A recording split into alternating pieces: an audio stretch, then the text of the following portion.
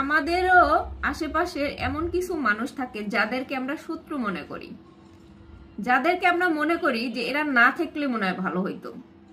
আসল কথা হইতেছে যে এরা আমাদেরকে যে কোন দিক থেকে উপকার করে এটা আমরা কল্পনাও করি না, বা আমরা চিন্তা করেও দেখি না যে এই মানুষগুলাই আমাদেরকে কতটা উপকার করে, অথচ আমরা তাদেরকে শত্রু ভেবে বসে থাকি।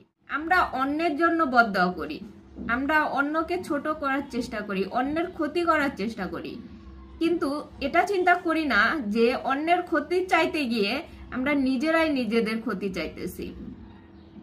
আমরা এটা কখনোই চিন্তা করি না যে আমি যে অন্যের জন্য বদদোয়া করতেছি, অন্যের ক্ষতি চাইতেছি, সেটা একসময় আমার উপরেই আসতে পারে।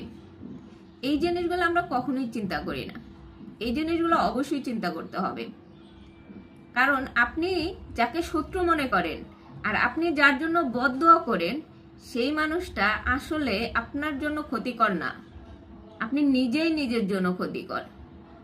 যারা এরকম ধরনের মানুষ আছে, অযথা কাউকে শত্রু মনে করে, অযথা কাউকে বদদোয়া করে, এরকম মানুষ নিজেই নিজের ক্ষতি করে।